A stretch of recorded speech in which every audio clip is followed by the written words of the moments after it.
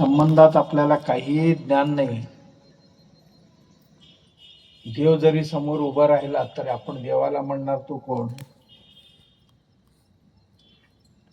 असंच होणार. हे होऊ नये याकरता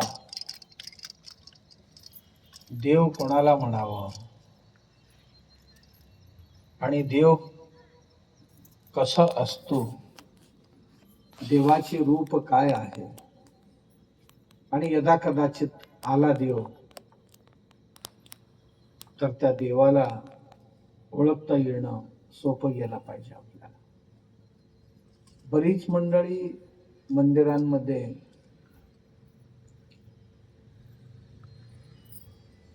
रोज दर्शनाला जात असतात. आम्ही जे मंदिरात देवाचा दर्शन करतो ती देवाची प्रतिमा आहे, देव नाही तर देवाची प्रतिमा आहे. जसं की आई वडील आणि आई वडिलांची प्रतिमा किंवा कोणत्या तरी व्यक्ती आणि व्यक्तीची प्रतिमा, या दोन्हींमध्ये फरक असतो ना. आई वडील आहेत आणि आई वडिलांची फोटो सुद्धा आहेत, प्रतिमाही आहेत. या दोघांमध्ये फरक आहे. आई वडील आमच्याशी चालतात, बोलतात, आम्ही काय सांगू ते ऐकतात आणि आपली मनोकामना पूर्णही करतात. आणि त्याच आई वडिलांची प्रतिरूप म्हणून ज्या प्रतिमेचे आपण दर्शन करतो, प्रतिमा आमच्याशी बोलेल असं नाही. म्हणून देव आणि देवाची प्रतिमा या दोन्हींचे अंतर, दोन्हींची भिन्नता आपल्याला माहिती असायला पाहिजे. आमच्या देवाऱ्यावर आहे ते देवाची प्रतिमा आहे. या प्रतिमेला अनुरूप असा एक देवही असतो. म्हणून देवाला 2-3 प्रकारे आपण ओळखतो. एक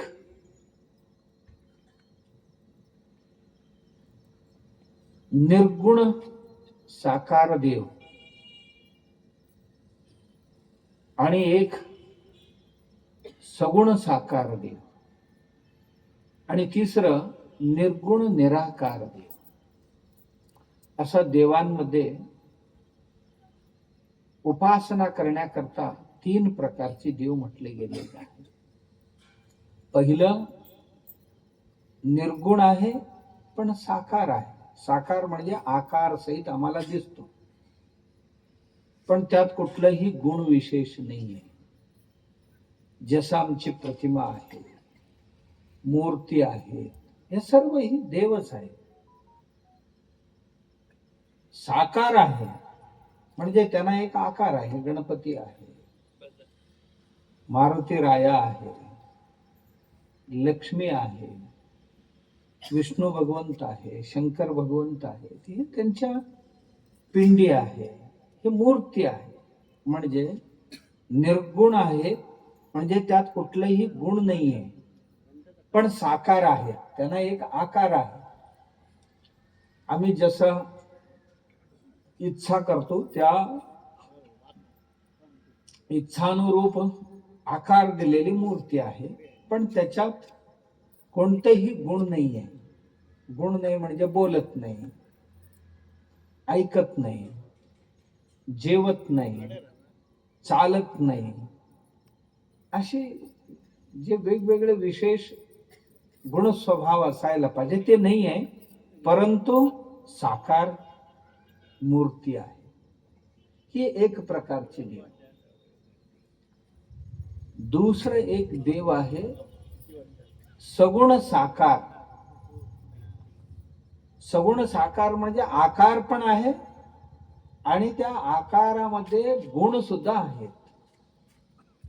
जसं की साधू सत्पुरुष आहेत, संत आहेत, महंत आहेत, गुरु आहेत, आणि आई आहेत, वडील आहेत, अतिथी आहेत. मातृदेवो भव, पितृदेवो भव, अतिथी आचार्य देवो भव, असं जे म्हणतो हे साकारी आहेत आणि ह्यांच्यात गुणही आहेत. हे आमच्याशी बोलतात, आमची ऐकून घेतात, आम्हाला मार्गदर्शन करतात. म्हणून हे सगुण साकार देव आहे. म्हणजे हिंडते फिरते देव आहेत देव. तिसरा प्रकार जो आहे देवाचा, निर्गुण निराकार. आकार नाही त्यांना आणि कुठलेही गुणही नाहीये. ओळखायचं कसं? आता आम्ही इथे बसलेलो आहोत, आमचं शरीर दिसतो. काहींचे शरीर पुरुषांचे आहे, काहींचे शरीर महिलांचे आहे. या दोन्ही शरीरामध्ये एक चैतन्य आहे.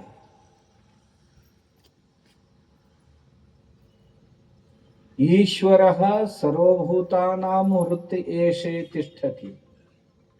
सगळ्यांच्या हृदयामध्ये ईश्वर वास्तव्याला आहे. आणि तो जो ईश्वर आहे तो ना स्त्री आहे ना पुरुष आहे, आतमध्ये राहणारा.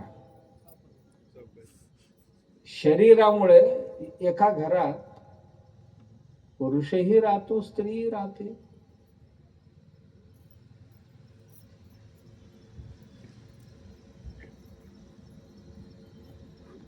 किंवा एका शरीरामध्ये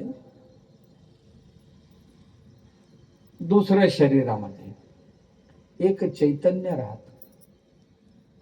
चैतन्य म्हणजे ना ज्याला कुठले डोळे आहेत, ना कुठले कान आहेत त्याला, ना नाक आहे, ना तोंड आहे. परंतु एक चेतना आत असा आहे आणि त्याच्याशिवाय कान ऐकू शकत नाही, डोळे पाहू शकत नाही, नाक गंध घेऊ शकत नाही, तोंड बोलू शकत नाही. आपण बघा, पार्थिव असतो, एक मेलेलं शरीर असतं, मड म्हणतो आपण. त्यात काय नाहीये, सर्व आहे. डोळे आहेत, नाक आहे, कान आहे, हात आहेत, पाय आहेत, डोकं आहे, पोट आहे, सगळं सर्व आहे. साकार आहे, सर्व आहे. पण त्याच्यात जे असायला पाहिजे फक्त तेच नाही. ही सर्व इंद्रिय ज्याच्यामुळे कार्य करू शकतात तेच नाहीये. ते जे आतले आहे ना, ते ना पुरुष आहे ना स्त्री आहे, सगळ्यांच्यात एक सारखा आहे. त्याला निर्गुण निराकार परमात्मा असं म्हणतात. जसं की या सृष्टीतल्या सगळ्या पदार्थांमध्ये, सगळ्या जीवसृष्टींच्या हृदयस्थानी ते चैतन्य आहे. एक झाड आहे, झाडामध्ये एक प्राण परमात्मा असेल की नसेल, आहे किंवा नाही हे कसं ओळखताय आपण? झाड सुकलं तर म्हणतो आता ह्यात जीव नाही आहे. आणि हिरवेगार असेल, फुलं आली, फळं आली तर आपण काय म्हणतो? यात प्राण आहे म्हणतो की नाही म्हणतो? साधा तण जरी उगवलं, हिरवगार आहे तर म्हणतो हे जिवंत आहे. जिवंत आहे म्हणजे त्यात जीव आहे. आणि समजा वाळलं तर म्हणतो यातलं गेलाय.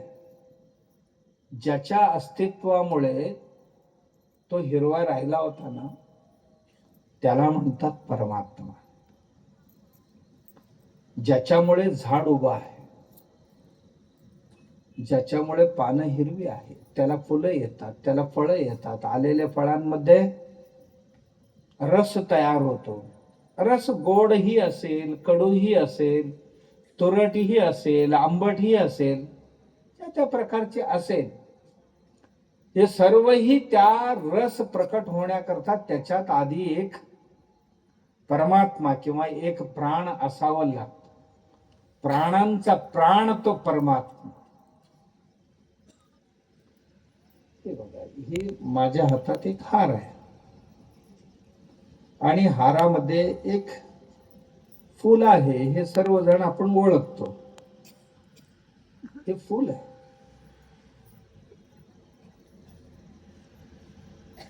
या फुलामध्ये प्राण आहे की नाही? आता नाहीये. जेव्हा याच्या झाडावर होती तेव्हा याच्यात प्राण होता आणि प्राण गेल्यानंतर सुद्धा थोडा वेळ शरीर जसाचा तसं राहतो. थोड्या वेळानंतर त्या शरीरातली प्रक्रिया सुरू होतात, बिघडण्याची प्रक्रिया. तसं याही फुलांमध्ये जो ह्याचा प्राण होता, झाड आणि झाडाच्या पोटात एक प्राण होता, तो प्राणापासून ह्याला वेगळं केलेलं आहे. हे निष्प्राण आहे आणि थोड्या वेळाने याची नाश होण्याची प्रक्रिया सुरू होते. हळूहळू हे कोमेजते आणि नंतर सुकते किंवा सडते. यात प्राण नाही असं म्हणतो. ते जे प्राण आहे ना याच्या आतमध्ये, त्या प्राणाला म्हणतात निर्गुण निराकार. हे सगुण साकार आहे. ह्याच्या पोटात होतं ते निर्गुण निराकार. आमच्या सगळ्यांच्याच हृदयात एक चैतन्य आहे, एक जीव आहे आणि त्या जीवालाच ब्रह्म असं म्हणतात. जीवो ब्रह्मैव नापरः. जीव आणि ब्रह्म हे दोन्ही वेगळे नाही आहे. आणि तो जीव आहे ना, तो ना पुरुष आहे ना स्त्री आहे, न बालक आहे न तरुण आहे न वृद्ध आहे. जसं महाराज आपल्याला म्हणत होते की मी बालक आहे, मी बालक आहे, 3 शब्द आहे. मी तरुण आहे, हे 3 शब्द आहे. आणि मी वृद्ध आहे, 3 शब्द आहे. बालक, तरुण आणि वृद्ध. मी बालक, मी तरुण, मी वृद्ध, 3 आहे. मी एक आहे आणि बालक एक आहे. बालक कोणाला सुचवतो? शरीराला.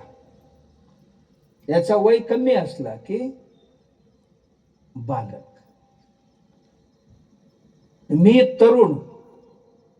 तारुण्य कोणाचा? शरीराचा. शरीराला उद्देशून म्हणतो मी तरुण आहे. आणि याच शरीराला उद्देशून आणखीन काही वर्षांनी म्हणतो मी वृद्ध. मी बालक आहे, तरुण आहे, वृद्ध आहे. आहे काय बदललं का? नाही. आहे, बालकाबरोबर सुद्धा आहे, तरुणाबरोबरही आहे आणि वृद्धाबरोबरही आहे. आणि मी बदललाय काय बघा. मी बालक, मी तरुण आणि मी वृद्ध. काय बदलला का? न बदलणारा एक आहे. यात बदलणारा आहे, याला शरीर म्हणतात. का? हे सगुण आहे, साकार आहे. गुण बदलत असतात. एखादा शांत माणूस रागीट होऊ शकतो काळांतराने, होय ना? त्याचा गुण आहे बाबा. खूप शांत होता पूर्वी, आता जरासा चिडचिडेपणा करायला लागला, म्हणजे त्याचा गुण बदलतो. एखादा माणूस सज्जन होता, आता इकडे तिकडे त्यांना शिव्या द्यायला लागला, म्हणजे त्याचा गुण बदलला. एखादा माणूस खूप उदार होता पूर्वी, कोण काय आले काय मागायचं आधी देऊन टाकायचं, म्हणजे उदार होता, दानी होता, धर्मिष्ठ होता. आता तो खूपच चिंगट झालाय, कोणी आला तरी काहीही देत नाही, म्हणजे त्याचे गुण बदलले. गुण बदलू शकतात, गुण बदलू शकतात, परंतु गुण कोणाची? या शरीराची, बुद्धीची, मनाची. या शरीर मन बुद्धीला प्रेरणा देऊन यांचं काम चालवणारा कोण आहे? आत्मा किंवा जीव म्हणतो. त्या जीवाला कुठलेही गुण नाही आहे, त्यामुळे जीवाचा स्वभाव बदलत नाही. स्वभाव जे आहे ते मनाचा. मनाच्याही पाठीमागे तो काम करत असतो. त्याला कुठलंही गुण नाही आणि त्याला कोणासारखे आहे असं सांगावं तर कुठला आकारही नाहीये. म्हणून त्याला म्हणतात की निर्गुण निराकार. आत्मा निर्गुण निराकार आहे. हे शरीर आहे छोटासा, या शरीरात राहतोय म्हणून याला आत्मा म्हणतात. आणि असेच हे विश्व जे आहे आपल्याला दिसणार, या विश्वाचाही हृदयात एक राहतो, त्याला म्हणतात परमात्मा. आत्मा आणि परमात्म्यामध्ये एवढंच फरक आहे. आणि हा परमात्मा किंवा आत्मा हा निर्गुण निराकार आहे. 3 प्रकारचे देव समजले तुम्हाला. खरा देव तो निर्गुण निराकार, आणि बाकीचे देव त्याला ओळखण्याकरता, त्याच्याजवळ जाण्याकरता कल्पना यावं म्हणून तयार केलेले आहे. माती होती आमच्याकडे, त्या मातीचा एक गोळा तयार केला पाण्यात कालवून, आणि त्याला थोडासा आकार दिले. आकार देऊन आम्ही काय म्हणालो की हे बैल आहे. बैलांचा आकार दिले त्याला, नंदी असं म्हणायला लागलो आम्ही. मातीचा काय झालं, नंदी. दोघे जण आले आणि म्हणायला लागले नंदी फार छान आहे. दुसरा म्हणाला मूर्खा, नंदी नाही, ते माती आहे म्हणाला. 5 मिनिटात दोघांच्या खडाक्याचं भांडण झालं. का? एक नंदी म्हणतोय आणि एक माती म्हणतोय. आणि तुमच्यासारखा एक शाणा माणूस आला, अरे का भांडताय का? ते बघा महाराज, मी नंदी म्हणतोय आणि हा माती म्हणतोय.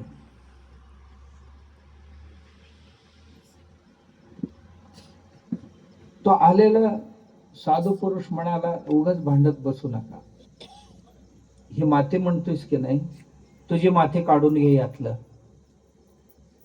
माती काढून घेतल्यावर नंदी राहील का? माती काढून घे म्हणजे काय? आणला एक दगड, कुठला त्याला, माती झाली. बैल कुठे गेला? कुठे गेला बैल? आता समजा तुम्हालाच मी विचारलं, आता बैल कुठे गेला, काय सांगणार? जिथून आला होता तिथेच गेला. कुठून आला होता? आलाच नव्हता तो, फक्त दिसला. दिसला काय चुकीचं आहे का? नाही. पण काय त्याचं अस्तित्व स्वतंत्र काय आहे का? नाही. माती आहे म्हणून मातीत तो मातीचा एक रूप होता, तो दिसला.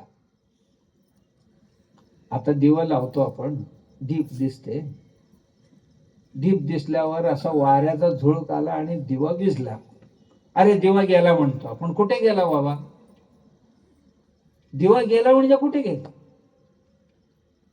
गेला कुठे दिवा? जिथून आला होता तिथेच गेला म्हणायचं. दुसरा सूर्य आला गेला म्हणत नाही आपण. कुठे गेला? संध्याकाळी जिकडून आला होता तिकडे गेला. तसा या जगात असणारा एकच आहे, जसं माती एकच आहे. पण मध्यंतरी काहीतरी जरासा नंदीसारखं, देवासारखं, मडक्यासारखं दिसला. तसा आम्ही सगळीही आहोत निर्गुण निराकार परमात्माच. परंतु आमच्यात त्याच्या सहाय्याने काही गुण आले, आम्ही सगुण झालो. कोण प्रेमळ बनला, कोण रागीट बनला, कोण उदार बनले, कोण कंजूस बनला. वेगवेगळे गुण पण आले आणि वेगवेगळे स्वभाव पण आले आणि रूपही आमची जरासा वेगवेगळे आहेत सगळ्यांची. पण ही सर्व ही यंत्र चालवणारा, हे शरीर नावाचा यंत्र चालवणारा एक यंत्रवाहक आतमध्ये आहे. तो जर नसेल, आपण बघा, कल्पना करा, कोणी नसताना एकटे बसा डोळे बंद करून आणि स्वतःला एक प्रश्न विचारा, माझ्यात तो जर आत्मा नसेल तर माझा हात वर उचलेल का? मड्याचा हात उचलतो का? का हात नाही आहे त्याला? हात आहे, परंतु उचलणारा कोण नाही आतमध्ये. डोळे उघडतील काय माझे? नाही उघडणार. का? ज्यांच्यामुळे हे डोळे उघडायला पाहिजे होते तोच नाही ना. मी आता काय बोलू शकेन का? जर माझ्यात तो परमात्मा नसेल तर मी बोलू शकेन का? नाहीये. माझं तोंडच उघडणार नाही. तुम्ही जबरदस्ती असं केलं की 1 सेकंदात परत मिटते.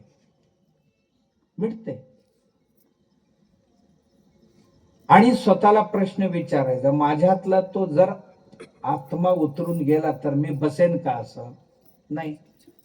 इकडे एक जण धरावं लागतंय तरच बसणार. का?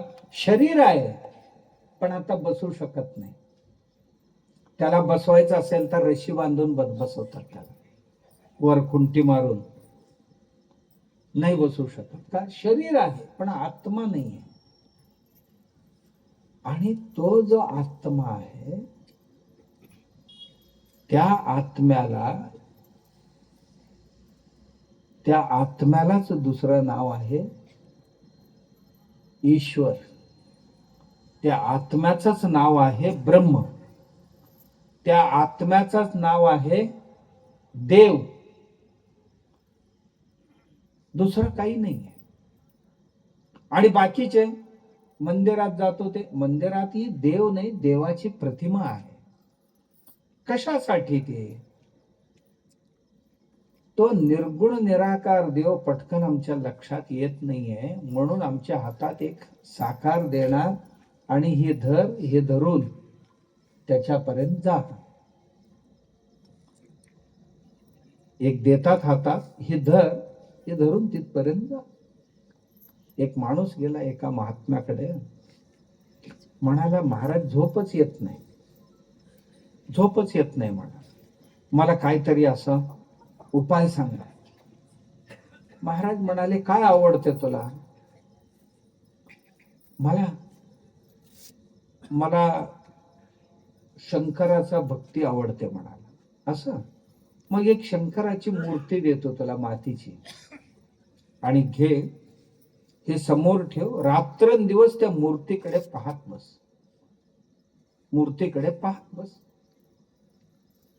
झोप यायला लागेल तुला.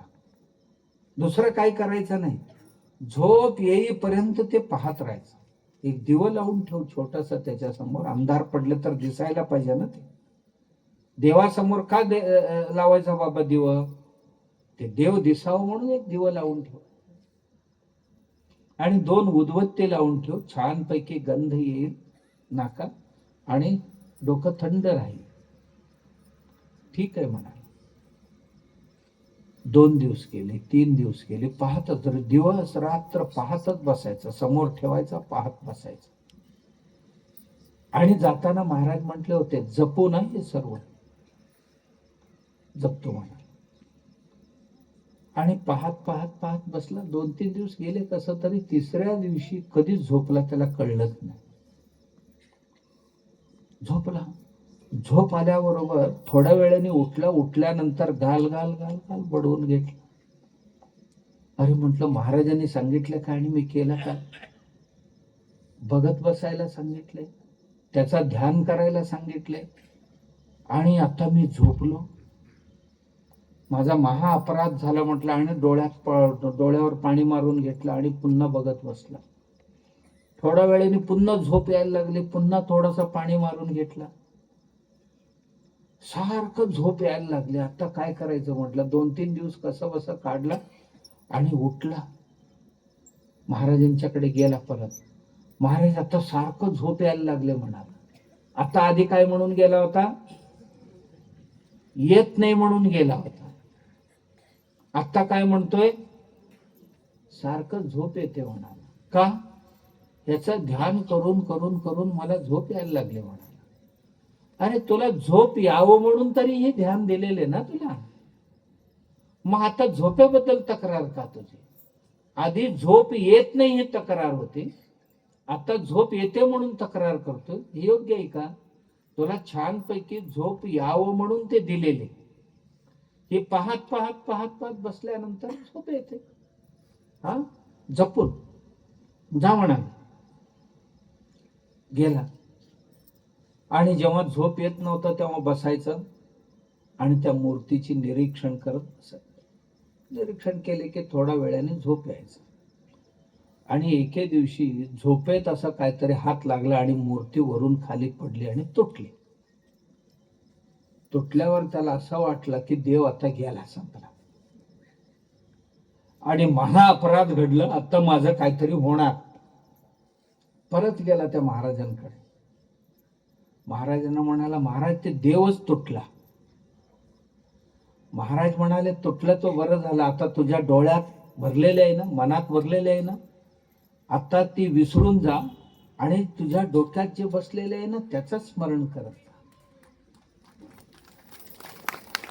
आता तुझ्या डोक्यात असेल ना, एवढी दिवस त्याचं ध्यान केलंयस म्हणजे तो असेल की नसेल, त्याची आठवण असेल की नसेल, डोळे बंद कर, त्याला आठव आणि आतल्या आतच स्मरण कर.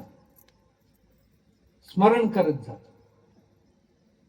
आणि स्मरण करता करता करता असं स्मरण कर, करता करता करता मूर्ती एक पाहणारा, मूर्ती एक आहे आणि त्याला पाहणारा मी एक आहे, विसरून जा. आता मूर्ती आणि मी दोन्ही एक झाले, पाहणारा आणि दिसणारा दोन नाही, आता मूर्तिमंत झालो मी. असं जेव्हा होईल तेव्हा काय म्हणतात त्याला, आत्मसाक्षात्कार. आत्मसाक्षात्कार म्हणतात. मूर्ती कशासाठी? आत्म्याजवळ जाण्यासाठी, देवाजवळ जाण्यासाठी. सगळे आमच्या देवाऱ्यावरचे देव, मंदिरातले देव किंवा उपासना करण्याकरता घेतलेले देव, हे सर्वही कशासाठी? स्वतःच्या आतमध्ये जाऊन झाकण्यासाठी, पाहण्यासाठी. आणि पाहता पाहता पाहता पाहता मनात जाऊन विलीन होऊन जायला पाहिजे. आणि आता मी पाहणारा एक, मला दिसणारा एक, दोन राहत नाही, एकच. आम्ही असं एकदा देवाचं दर्शन स्वतःमध्ये करून घेतलं की नंतर हे सगळे देवच देव आहे. प्रत्येकांच्या हृदय, आम्हाला दिसणारे जे कोणी आहे त्याच्या हृदयात देव आहे. मला त्यावेळी मारुती मंदिरात गेला तरी फरक पडत नाही, विठ्ठल मंदिरात गेलो तरी फरक पडत नाही, महादेवाच्या मंदिरात गेलो तरी फरक पडत नाही. मूर्ती कुठल्याही असू द्या, पण त्यांच्या आत असणारा परमात्मा मात्र एकच. भेद कधीही मानायचे काही कारणच नाही. आमचा देव श्रेष्ठ, त्यांचा देव कनिष्ठ, अमुक देव श्रेष्ठ, अमुक देव, कुठलाही देव कनिष्ठ नाही, कुठलाही देव श्रेष्ठ नाही, सर्व देव सारखेच आहे. ज्याच्या मनात श्रेष्ठ कनिष्ठ भावना उत्पन्न होतात ना, त्याचा अजून डोकं ठिकाणावर नाही आहे असं समजायचं. काही लोक म्हणतात हे आमचा देव म्हणजे भयंकर जागृत आहे, मग बाकीचे काय झोपलेत थोडे? आमचं देवस्थान एकदम जागृत देवस्थान, मग बाकीचे देव झोपलेत देवळात? नाहीये. अरे सगळे देव जागृतच असतात. आमचं हृदय जेवढं जागा झालेले तेवढं ते देव जागे असतात. आमची जर बुद्धी जागृत नाही झाली तर ते देव जागृत असून सुद्धा झोपल्यासारखं. बघा, आम्ही झोपलेले असो, माणसं झोपलेत काय उठलेत काय, काय फरक पडणार आहे? आम्हीच झोपलोय, ही माणसं झोपलेत की फिरतात, बसतात, बोलतात, जेवतात, काय फरक पडणार आहे आम्हाला? काय नाही फरक पडणार. मी जेव्हा उठेन तेव्हा हे सर्वही दिसेल मला. देव जागृत नाही, मी जागृत होणं गरजेचे. आमचा देव म्हणजे हे असा साधा नाही, आग आग आहे म्हणतात. आग म्हणजे काय, जाळतोय तो? असं गावात बोलत असतात बघा तुम्ही, आमच्या देवाकडे असला काय चालेल ना, आग आग आहे आमचा देव. कधीही कोणाचा देव आग नसतो, कुठलाही देव आग नसतो आणि कोणाचाही देव झोपलेला नसतो. मंदिर छोटा असू द्या नाहीतर मोठं असू, फक्त एवढंच असते की तिथली स्वच्छता, तिथली आराधना अर्चना चांगल्या पद्धतीने केले तर आम्ही म्हणतो जागृत आहे. त्या देवळातच कोण गेला नाही, आळ्या जाळ्या सगळे आणि गुडघ्या एवढा कचरा पडलेले, काय मंदिर म्हणायचं? ते नावचंच मंदिर. म्हणजे काही तलाव असतात, तलाव म्हणतात पण पाणीच नसते, होय ना. जुन्या तलाव असतात, रूढीने त्याला तलाव म्हणत आलेले आहेत. तळी तळी असं म्हणतात, पण तळी आहे पण त्यात तशी आमची काही मंदिरांची अवस्था झालेली असते. का? त्याची निगा राखत नाही. जागृत देवस्थान कुठली? मंदिरात माणसं जागृत आहेत, ती जागृत देवस्थान. त्या मंदिरातली माणसंच कोण जागे नाही तर मंदिर कसं जागृत असणार? म्हणून आमची मंदिरे कधी जागृत होतात? आम्ही जागे असायला पाहिजे, साफसफाई ठेवायला पाहिजे, त्याची पूजा अर्चना, आरती, भजन वेळेत केलं पाहिजे, तर आमची मंदिरं. तसंच आमच्या घरातले देवारे सुद्धा अशीच आहे.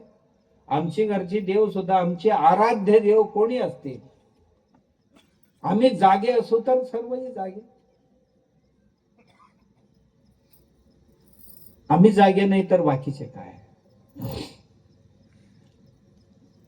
देव हृदयी अंतरी भेट नाही जन्मभरी.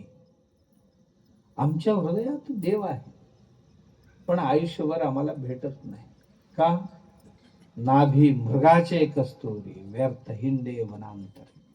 हिमालयातले हरिण उन्हाळ्यात भटकत असतात, बेंबी फुटते एकदा, जसं आमची अतिउष्णतेने नाक फुटते ना, तसं त्यांची बेंबी फुटते, थोडासा रक्त बाहेर येतो आणि नंतर सापडतो तिथेच. सापडले की त्याला सुगंध सुटते. हे सुगंध कुठे आहे म्हणून शोधायला हरिण अख्खा वनभर फिरत असते आणि शेवटी थकून कुठल्या तरी झाडाखाली बसते. बसल्यानंतर प्राण्यांचा एक स्वभाव, मान असं मुरडून पोटाकडच्या बाजूला घेतात, तोंड. तेव्हा त्या हरणीला कळलं, ज्याच्या करता मी इतकं भरकटलं आणि भटकलं आणि ते माझ्या जवळच आहे. काकेत कळसा गावाला वळसा. झालं.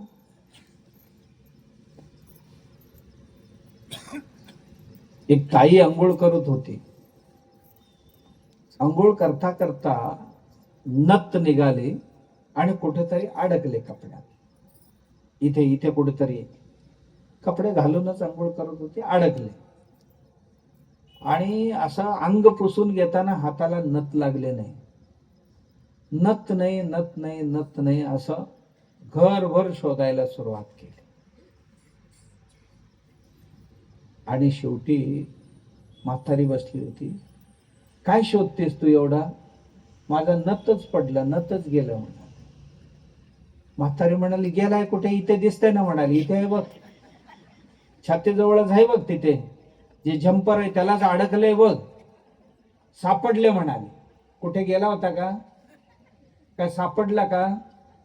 सापडलं म्हणजे नसलेले जर कुठे गेलेलं होतं आपल्यापासून दूर आणि त्याला हरवलं म्हणतो, आणि परत मिळालं तर सापडलं म्हणतो. इथे गेलाय का कुठे? नाही, कुठे गेलाच नाही, आमच्या जवळच आहे, फक्त आम्हाला त्याची विस्मृती झाली. आमचंही आत्मसाक्षात्कार असंच आहे. कुठलाही नवीन आत्मा कोणीही गुरु संत महंत आणून आम्हाला देत नाही. आम्हाला ज्याची विस्मृती झाली त्याचीच आठवण करून देतो. गुरु तत्वमसी सांगून, तू परमात्मा आहेस असं सांगून आम्हाला आठवण करून देतो. कुठे नाही आहे परमात्मा? सर्वत्र आहे. एक मुलगा उठला, म्हणाला, मी देवदर्शन केल्याशिवाय घरी येणार नाही म्हणाला. एकुलते एक पोरगा देवाचा साक्षात्कार करून घेतल्याशिवाय घरात येणार नाही म्हणाला.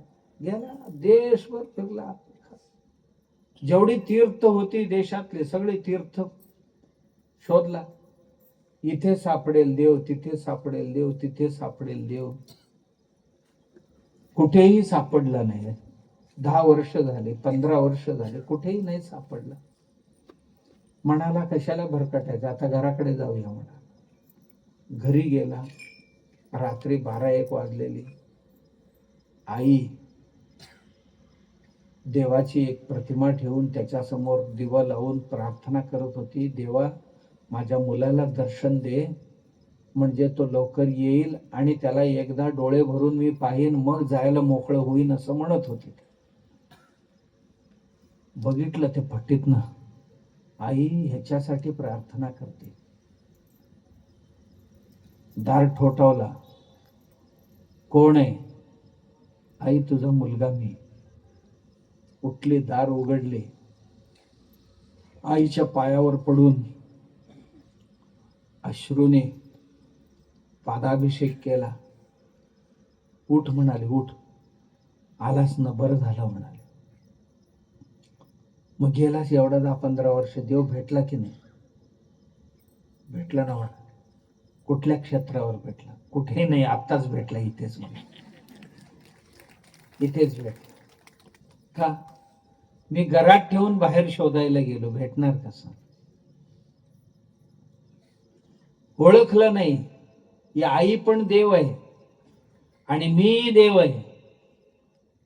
व्यर्थ हिंडे वनांतरी, व्यर्थच आम्ही फिरत राहिलो. असंच फिरत राहतो, भटकत राहतो.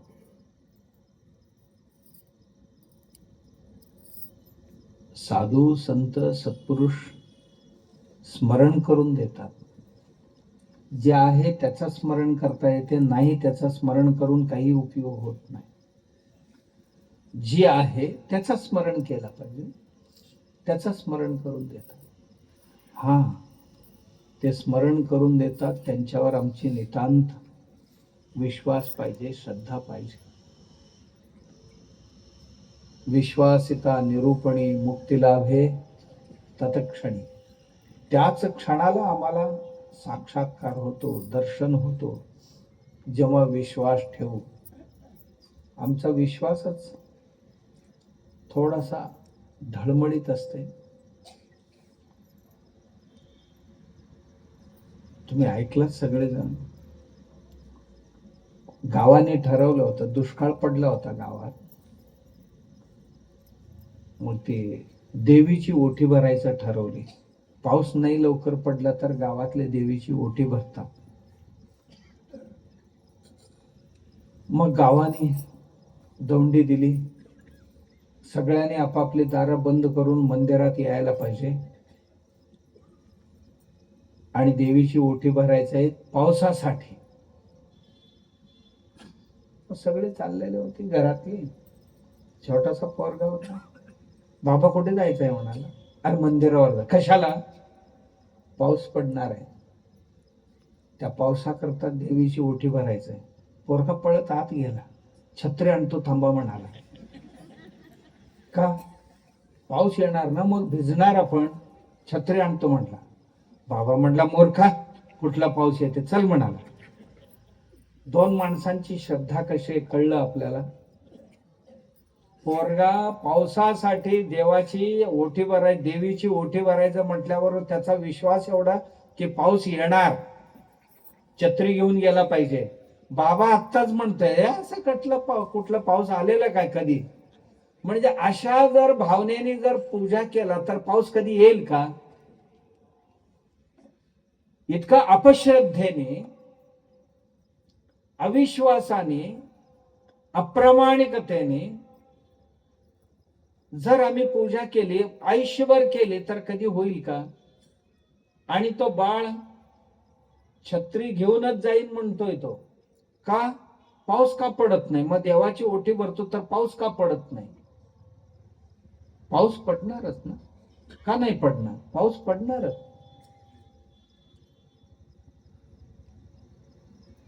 देव भावाचा भुकेला आहे.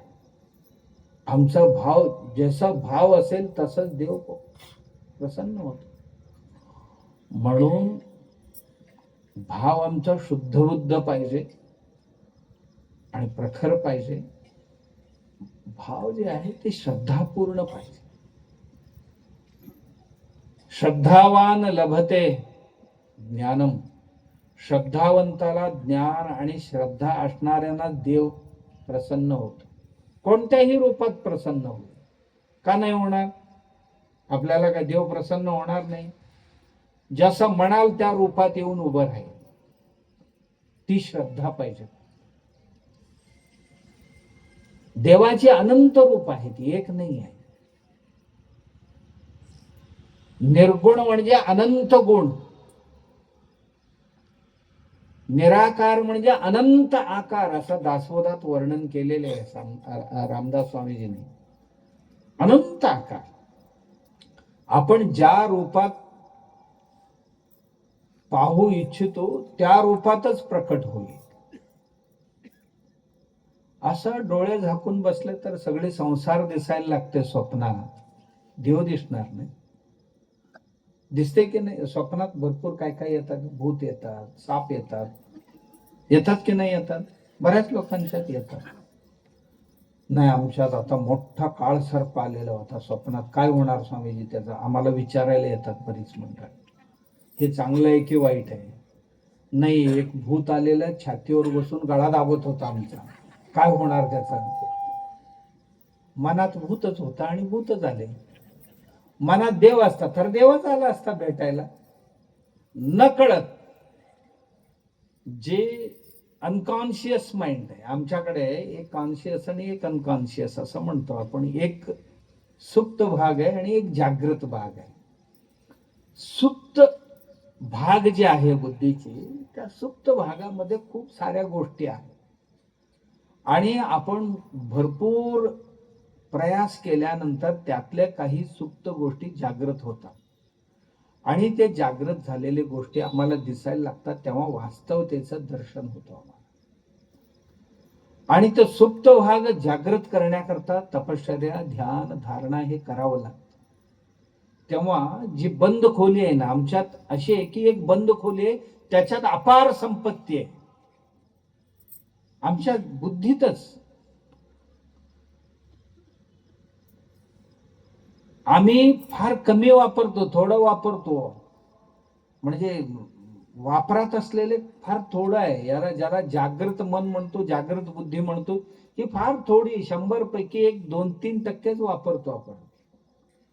93% मध्ये काय काय आतमध्ये आहेत, अनंत जन्माचे संस्कार त्यात आहेत. अनंत मागील अनंत जन्माचे संस्कार त्यात आहेत. आणि जरासं ती खोली उघडून त्यातलं काय काय काय काय बाहेर काढायला गेलो तर काय नाही, प्रचंड सामर्थ्य असते त्यात. कशाने उघडायचं? जागृत कशाने करायचं? पूजेने होते, ध्यान केल्याने होते, भजन केल्याने होते. फक्त हे विषय वासना त्यागून, देहभाव सोडून अंतरप्रवास जर आरंभ केला, मग त्याच्याजवळ जातो आणि त्याला ठोठवावं लागते दरवाजा.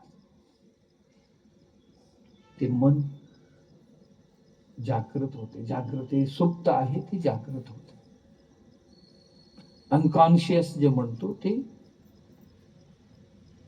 कॉन्शियस मध्ये येते आणि आपण म्हणाल ते आपल्याला ते द्यायला सुरू करते. आपण बोललात ते बोललेले सर्व खरं ठरेल.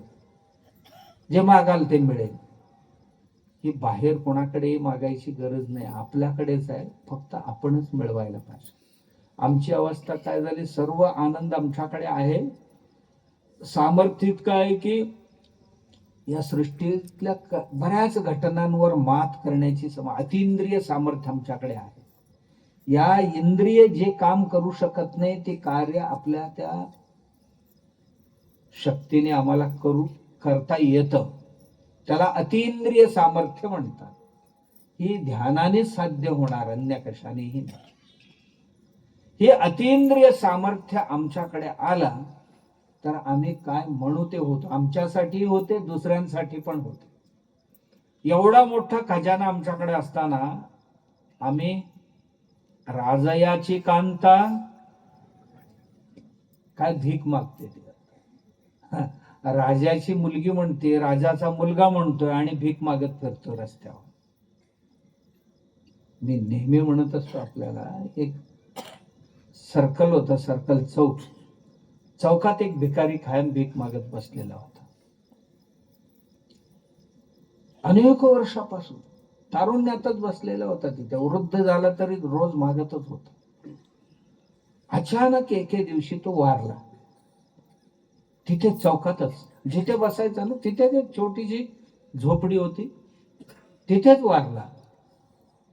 वारल्यानंतर बाजारातल्या सगळ्या मंडळींना प्रश्न पडले, हा वारलाय तर ह्याची विल्हेवाट लावायला पाहिजे. आता हा कोणाच्या स्मशानात न्यायचा? प्रत्येक जातीचे एक एक स्मशान होते. म्हणजे हिंदूंचे स्मशान, ख्रिस्तांचे स्मशान, मुसलमानांची स्मशान सगळी होती. अरे हा कोणापैकी होता आपल्याला माहित नाही, तर ह्याला न्यायचं कुठे म्हणाले. हिंदूंच्यात नेले, ते म्हणाले नाही नाही नाही नाही नाही, कोणाचा आहे आधी ठरवा ते, मग आमच्यात आणायचं म्हणा. मग राहू दे, ते मुसलमानांच्यात नेऊया, पुरून टाकूया म्हणाले. ते म्हणाले नाही आमच्यापैकीतले नाही, आमच्याकडे नको म्हणाले. मग ख्रिश्चनांच्यात नेले, ते म्हणाले नाही नाही नाही, आमच्यात तरी अजिबातच नाहीये,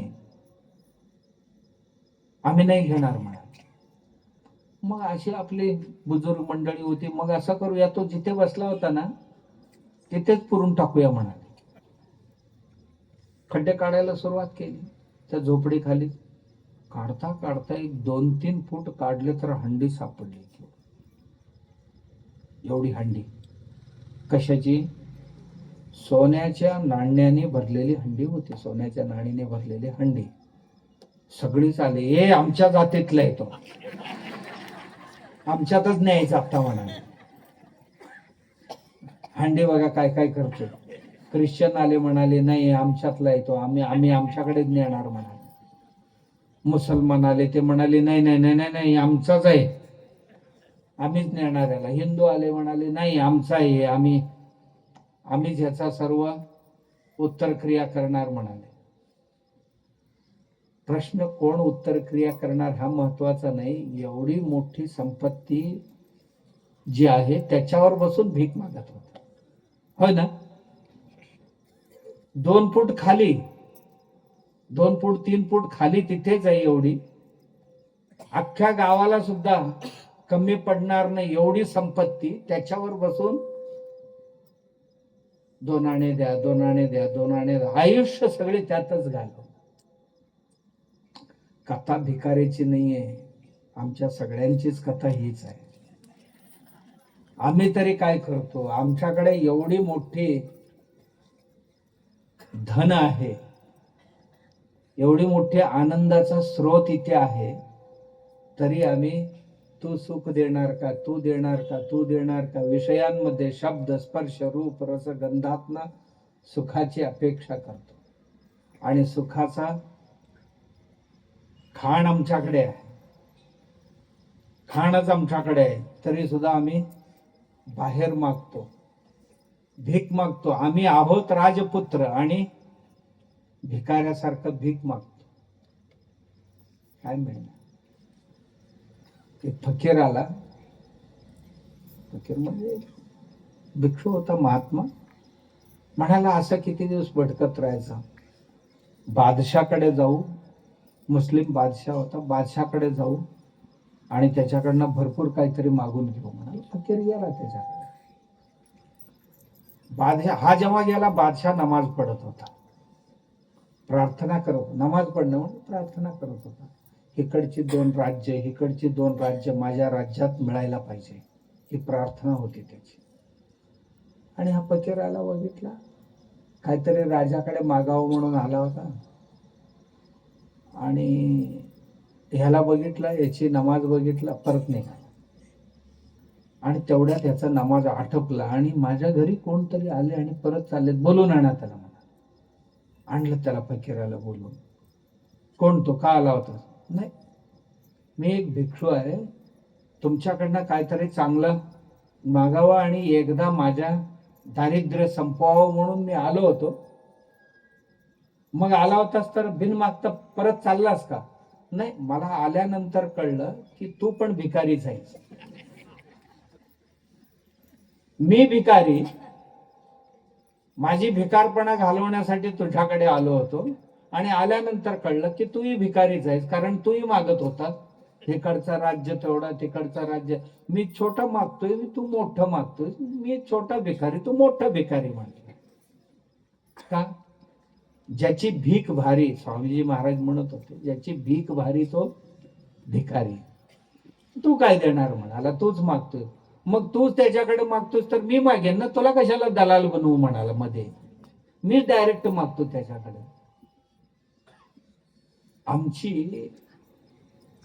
आम्ही विसरून परमात्माकडे प्रार्थना करतो. परमात्मा म्हणतोय तुझा आहे तुझ्या पाशी, परी तू जागा चुकलाशी.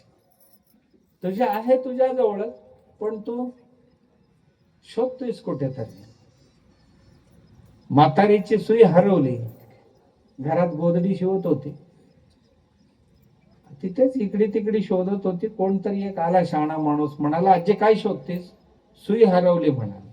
अंधारात कसं सापडेल, उजेडात शोध म्हणाला. म्हातारी रस्त्यावर शोधत होती. आणि एक दुसरा माणूस आला, आजी काय शोधते? सुई शोधते म्हणाली. हरवली कुठे? घरात. जिथे शिवायला बसली होती तिथेच पडली ती, हरवली. मग हुडकती कुठे? रस्त्यावर. काही शाणे आहेस का म्हणाले. जिथे हरवले तिथे हुडकायचं नाही. तुझ्यासारखाच एक शाणा माणूस उजेडात शोध म्हणाला, म्हणताना मी उजेडात आहे.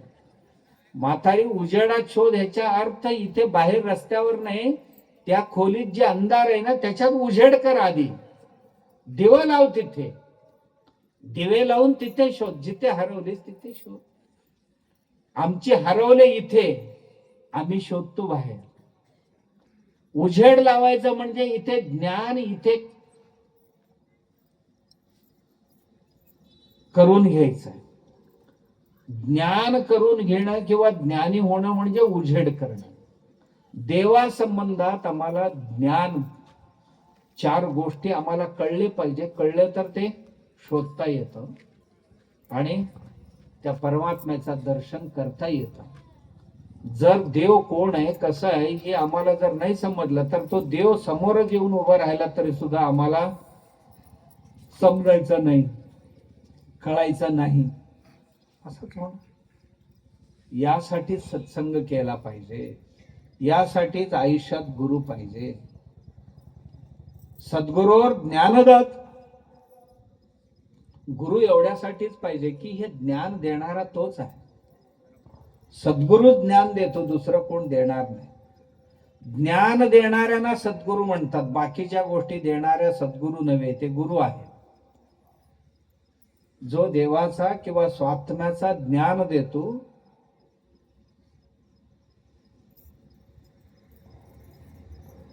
सद्गुरूवर ज्ञानदाता किंवा दासबोध म्हणते, जो सत्याचं दर्शन करवतो, जो ज्ञान देतो तो सद्गुरू. नाहीतर डोक्यावर हात फिरवले, केस आले, पाठीवर हात फिरवले, रोग गेले, हे ज्ञान नव्हे. हे सर्व विषय आहे. हे अत्यंत क्षुद्र आहे आणि शरीर भोग आहे. शरीर भोगण्यासाठी आलेले असते आणि त्या भोगामध्ये कोणाचा तरी योग असेल तर तो देतो तेवढंच, परंतु मोक्ष त्यातनं मिळणार नाही. भुक्तये न तू मुक्तये, अशा काही चमत्काराने केवळ भोग मिळेल, पण योग नाही मिळणार, ज्ञान नाही मिळणार. ज्ञानासाठी गुरुच पाहिजे, सद्गुरुच पाहिजे. सद्गुरू ज्ञानदाता. गुरुभक्तिम सदा कुर्यात श्रेयसे भूयसे नरा. आयुष्यात गुरु केलाच पाहिजे. गुरुच आपल्याला श्रेयस देणारा आहे आणि जीवन सुंदर बनवणारा तोच आहे. आमचं जीवन सुभग, सरळ, सुंदर, समृद्ध होण्याकरता ज्ञानाने समृद्ध होणार आहे. विषयाने जीवन कधीही समृद्ध होत नाही. विषय दैवयोगाने येतात आणि जातात. संपत्ती दैवयोगाने येतं जाते. माणसं दैवयोगाने जुळतात आणि अलग पण होतात. पण ज्ञान असं नाही दैवयोगाने. पूजा दैवयोगाने होत नाही, पूजा प्रयत्नाने करावं लागते. ध्यान दैवयोगाने ध्यान होत नाही, ध्यान हे प्रयत्नपूर्वक करावं लागते. जप तप आपोआप कधी होणार नाही, ते प्रयत्नपूर्वक करावं लागते. केल्यानेच होते, अन्यथा होत नाही. परमार्थ ही केल्याने होते, प्रपंच ही आपोआप होते. प्रपंचाला करायची काही गरज नाही.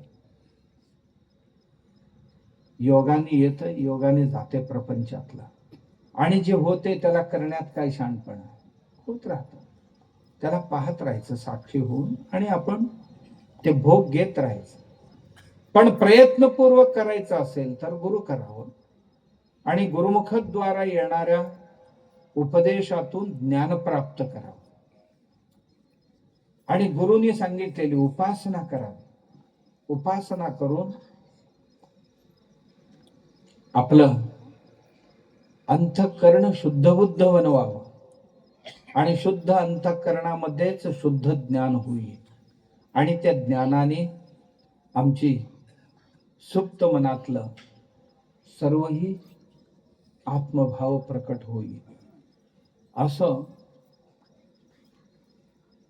केल्याशिवाय मनुष्य जन्माचं सार्थक्य कधीही होणार नाही.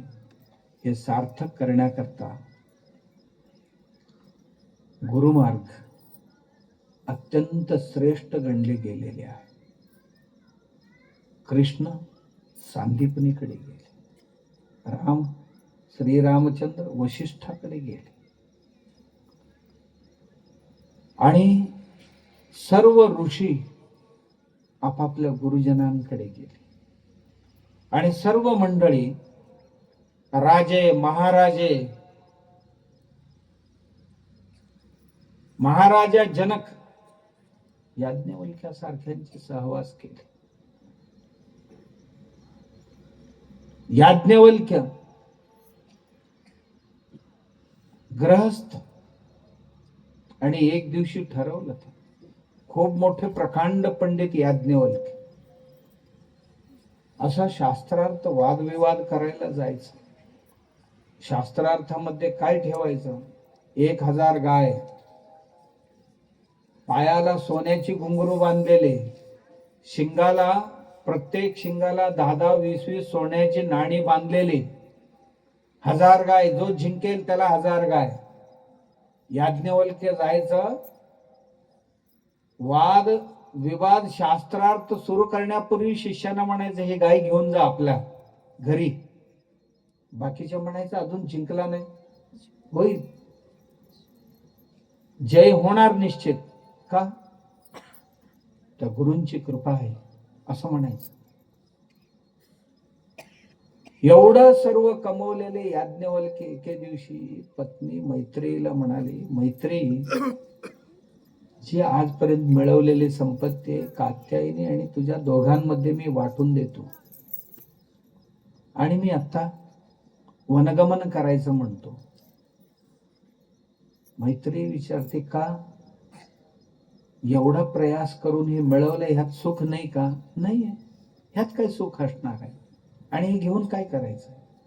आता मला सुखासाठी, सुख भोगाने मिळत नाही, सुख त्यागाने मिळते.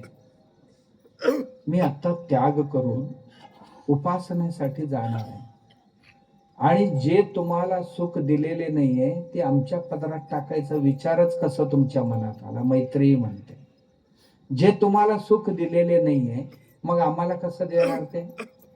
ज्या सुखासाठी तुम्ही चाललाय त्या सुखासाठी आम्ही का नको? मला ती ही संपत्ती नको, ती एकटीला द्या, कात्यायनीला, मी तुमच्या बरोबर येणार नाही. गेली. गेल्यानंतर ऋषी तृप्त झाले, आपल्या उपासनेने आत्मसाक्षात्कार झाला. पत्नी म्हणाली, आमचं काय, तू पण साधना कर. काय साधना करायचं? सगळे सोडून आलोय, आता घर आठवायला लागले मला. म्हणाले, का आठवते? आनंद असते, पती पत्नी मुलं बाळ नुसतं आठवलं तरी सुद्धा आनंद असते म्हणाले. तेव्हा याज्ञवल्क्य सांगतात, मैत्रेयी, कोणी कोणाचा सुखाचा स्रोत बनू शकत नाही जगात. नाही. संसारात प्रत्येक जण एकमेकांवर एकमेकांचा आधार असतो, एकमेकांवर प्रेम करतो, त्या प्रेमातनं सुख मिळते. हा सुख मिळते ते क्षणिक असते. आता जे सुख दिलेले आहे ते पुढच्या क्षणाला, पुढच्या दिवशी दुःख पण देऊ शकतात. आणि आम्ही एकमेकांवर प्रेम करतो ना, आम्ही दुसऱ्यांसाठी करत नाही. आम्ही म्हणतो या बाळासाठी करतो, आम्ही बाळासाठी नाहीये, आम्ही आमच्यासाठी करतो. पत्नी म्हणते पतीला तुमच्यावर माझं खूप प्रेम आहे.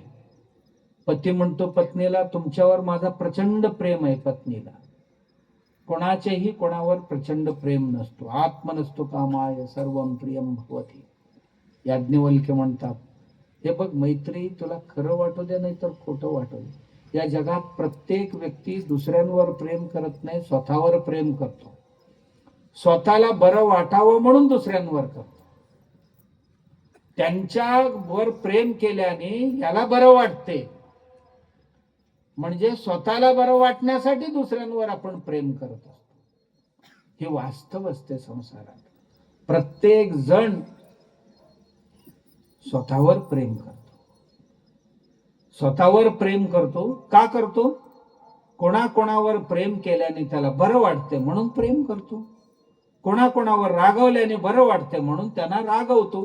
त्यांच्यावरच्या द्वेषाने नाहीये, याला बरं वाटावं म्हणून त्याला केलं. म्हणून आत्मवस्तू जी आहे तीच सर्वात श्रेष्ठ आहे असं मैत्रीला सांगितलं. आणि मैत्री तत्चिंतनम तत्कथनम अन्योन्यम तत्प्रबोधनम. हे बघ, कोणाशी बोलायचं आहे ना, चर्चा करायचं आहे ना घरात, आत्म्याची चिंतन करा. आत्म्यासंबंधात चर्चा. जगातल्या सगळ्या गोष्टी चर्चा करून काय होणार आहे? धर्मराजाचा काय झालं, रावणाचा काय झाला, ती चर्चा आम्ही करून काय होणार आमचं? नेहरू, इंदिरा गांधी, वाजपेयींची चर्चा आम्ही घरात करून काय मिळणार आहे आम्हाला? चर्चाच करायचं आहे ना. आत्म्याची चर्चा करा. तत्चिंतनम, चिंतन आत्म्याचीच करा. आणि बोलायचं आहे ना, तत्कथनम. कोणाशी बोलायचंय तर आध्यात्मिक गोष्टी बोला, अनात्मिक गोष्टी बोलू नका. अध्यात्माची, अध्यात्महीन गोष्टी बोलू नका. बोलायचंय ना कोणाशी, चार गोष्टी अध्यात्म संबंधात बोला. अन्योन्यम तत् प्रबोधनम. परस्पर कोणाला बोलायचं असेल तर हीच बोला. आणि अन्योन्य, माझ्यात जे आहे ते इतरांच्या हृदयात आहे, इतरांच्या हृदयात आहे तोच परमात्मा माझ्यात आहे, या भावनेनेच संवाद करा. माझ्यातला दुखवला जात असेल कोणाची बोलण्याने, असलं बोलणं मी दुसऱ्यांच्यासाठी बोलू नये, कारण त्यांच्यातलाही तो आत्मा दुखवला जातो असं समजून व्यवहार करा. तेव्हाच तू सुखी होशील असं मैत्रेयीला याज्ञवल्क्य महर्षी सांगतात. म्हणून आपल्याला महाराजांनी ह्याच गोष्टी सांगितलेल्या आहेत. म्हणून आपण थोडस व्यावहारिक गोष्टी कमी बोलून अध्यात्माची गोष्टी जी आहेत त्यांची घरात सुद्धा, काही घरांमध्ये मी बघितले पती पत्नी मुलं एकत्र बसतात किंवा आजा आजी सगळी एकत्र बसतात तर घरात अध्यात्माचे विषय बोलतात. आम्ही पूर्वी जरा बोलत होतो, आता मोबाईल आल्यावर कोण कोणाशी बोलायचं सुद्धा बंद झालं.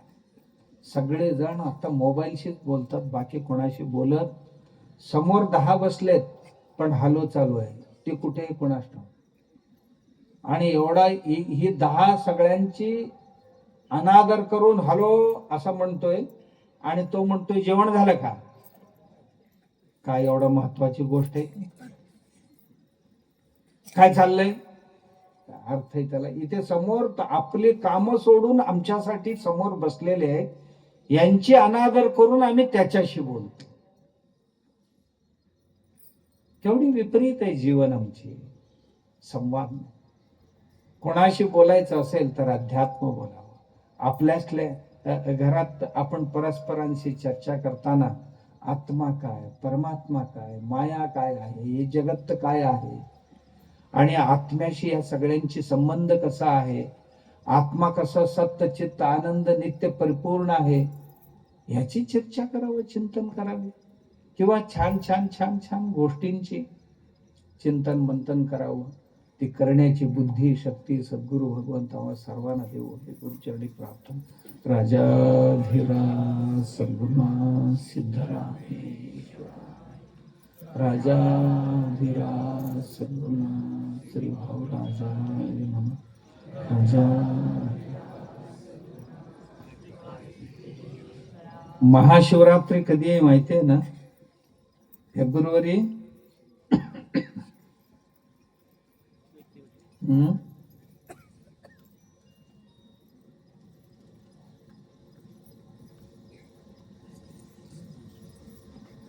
फेब्रुवारी